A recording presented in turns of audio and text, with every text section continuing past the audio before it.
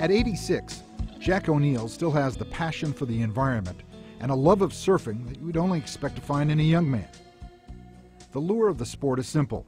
It has the capacity to turn boys into men and old men back into boys. I got started surfing, God, this was in the 30s, and I just got a ride on a body surfing, just a straight-in ride, and I can still see that ride, and the idea stuck with me. And when I've gotten away from the beach, it's always thinking about the surf.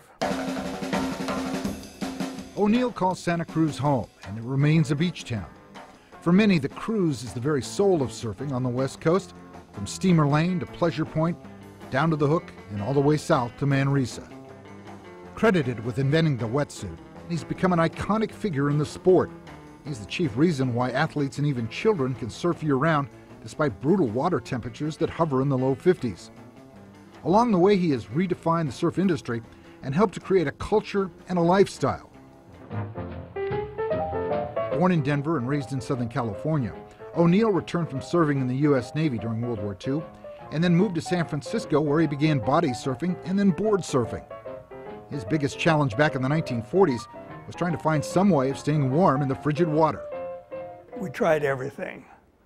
When you're sitting on a board with a wool sweater, if you get the sweater wet, then you got all that cooling by evaporation.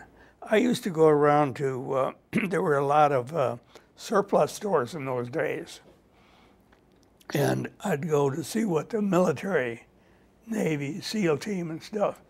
And I got some of their suits, and what they had, you put long underwear on, then you put rubber over the top of that. This is just a sheet rubber, like an inner tube rubber. And you put it together here in the back or some way. It was great as long as it lasted. It was good for going in and out. You know, you go under the surf and stuff, but to go out there and surf in it, it'd always come apart. And when that would come apart, you get filled with water, you were in trouble. O'Neill never gave up on his idea of ways of perfecting a wetsuit. He finally came up with a vest and some unicellular foam for his first prototype. I had taken physics, and I knew what the K factor and how the refrigeration, keeping it warm and cold. And I started out making a vest. That worked okay, but it was kind of like a straitjacket because the foam did not have enough tensile strength. So I put some sheet plastic over the top. It had to be close fitting because you had insulation through the material, but if you get too much water in and out, you lose your warmth value. O'Neill opened his first surf shop in San Francisco, but then moved south down the coast to Santa Cruz. He continued to make improvements on his wetsuit, and by the time the 1960s hit, the sport of surfing had taken off and had gone mainstream. The music, the mystique, and a new California culture would eventually go worldwide. Before you knew it, kids in Kansas would embrace surfing, and they were 1,500 miles from the nearest ocean. No one was more stunned than Jack O'Neill. I don't think there's anybody more surprised than I am. I remember one of the guys on the beach. He says, "O'Neill, you're going to sell the 5 guys on the beach, then you're going to be out of business." For the record, the black eye patch is real. Jack lost his left eye after he was struck by a leash designed to prevent surfboards from getting away and hitting the rocks.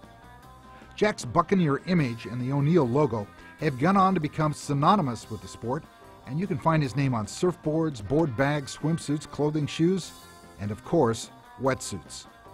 I thought when I started that I was going to have a surf shop, a few friends to surf with, and hopefully enough to get by on.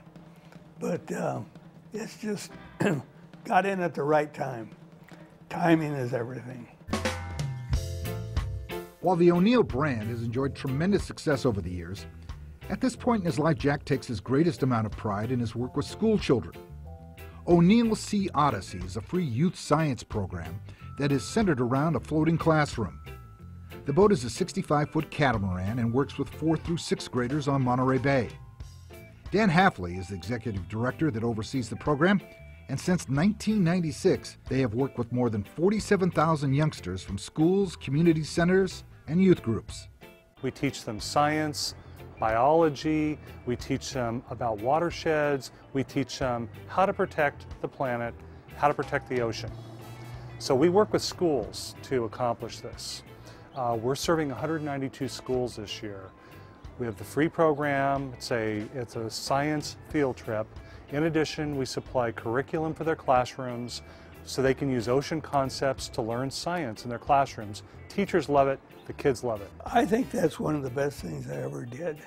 We started 11 years ago, and especially today, we're having so much trouble like global warming, and the kids just have to shape the country different than what we did. We've got to be more conscious rather than destroying nature, letting nature manage itself. Jack O'Neill is a lion in winter, and while he might not surf any longer, his spirit can be clearly seen every time someone takes off on just one more wave.